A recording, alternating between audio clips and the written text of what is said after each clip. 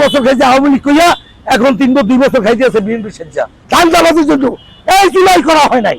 এই জুলাই ছাটা কারদারি করলে মেনে নেওয়া হবে না। তুমি যত বড় কুতুবক, তোমার পাড়াইয়া মাটি ফেলবো, পাড়াইয়া মাটি ফেলবো, পাড়াইয়া মাটি ফেলবো। আমার সন্তানরা গুলি করছো, গুলি করে রাস্তায় ছটফট করছে যেভাবে, তোমাদেরকে আমরা পাড়াইয়া মারবো সেভাবে। অতএব সাবধান, সাবধান, সাবধান। এই 2 ভাই আমরা এই 2 ভাই রাস্তা ছাড়বো না। এই কেন আমাকে মারলো, কেন এই মোংলা থানার ওসি আমি মামলা দিয়েছি। মোংলা থানার ওসি এখন এই যে আতিক, উনি তখন ছিল না। আমি তাকে অনেক রিকোয়েস্ট করছি, দেখেন এখানে 6000 শ্রমিকের রুটির ব্যাপার, আমার এবেলা এত বিএনপি নেতারা ভাঙ্গাই চুরে খায়। অভিযোগ তো কার কার বিরুদ্ধে? আমার অভিযোগ মোংলা থানার ওসি আতিক সাহেবের বিরুদ্ধে। এই আতিক সাহেব পয়সা খাইয়া আমার মামলার 1 নম্বর আসামি হুকুম নেতা এই জুলফিকারকে মামলার চার্জশিট থেকে অব্যাহতি দেওয়ার সুপারিশ করছে।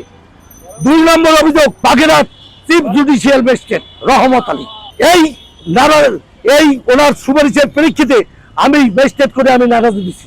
আমি বলছি স্যার 6000 শ্রমিকের রুটি দিচ্ছি, ও মাস্টার মাইন্ড এই 17 আর এই 3 বছর 17 বছর খাইছে আওয়ামী লীগ কইয়া, এখন 2 বছর খাইতে আছে বিএনপি সেজ্জা।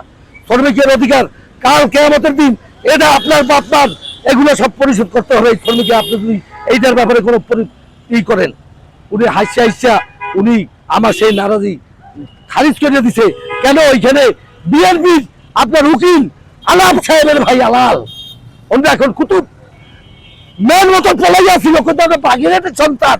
আপনি তো আওয়ামী লীগ, এখন সব বিএনপি হয়ে গেছে, অথবা বিএনপি। কিন্তু এই দেশে বিএনপি নামে কোন অন্যায়, কোন সন্ত্রাস, এগুলো চলতে দেওয়া হবে না।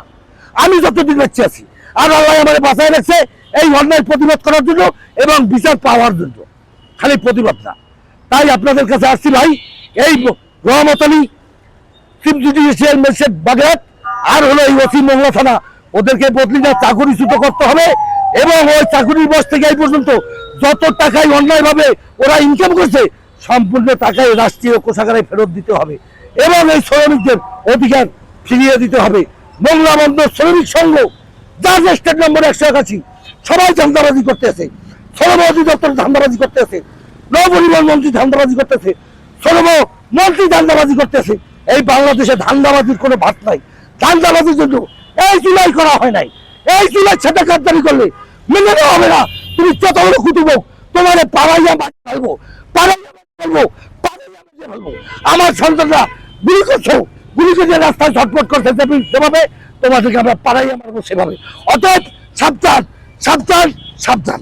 কেন আজকে জিয়া সৈনিক, আজকে কেন আওয়ামী লীগের দূষণা জিয়া সৈনিক সাজ্জা যারা রাজপথে আন্দোলন সংগ্রাম করছে তাদেরকে কেন বিএনপি সাজ্জা মারছে, এর বিচার তারেক রহমান সাহেব আপনাকে দিতে হবে।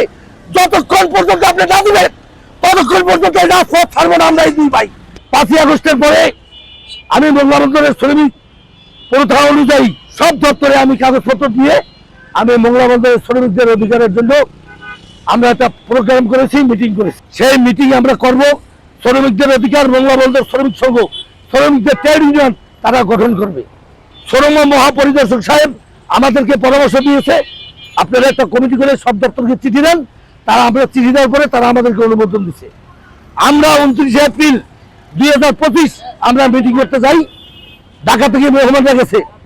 এই জুলফিকার আলী আওয়ামী লীগের দোসর, 17 বছর আওয়ামী লীগের সাথে চলছে, এই বসুন্ধরা গ্রুপের সাথে, এই শালমের সাথে, এই মদিনা গ্রুপের মালিক হাজি সেলিমের সাথে এরা ব্যবসা বাণিজ্য করে এই 17 বছর শ্রমিকদের অধিকার লুটপাট করছে। সে এখন 5ই আগস্টের পরে বিএনপির নেতা হয়ে গেছে। ভালো কথা ভাই, তুমি বিএনপির নেতা, কিন্তু তুমি শ্রমিকদের অধিকার তো নষ্ট করার, অধিকার খর্ব করার জন্য তো তোমার বিএনপির নেতা না।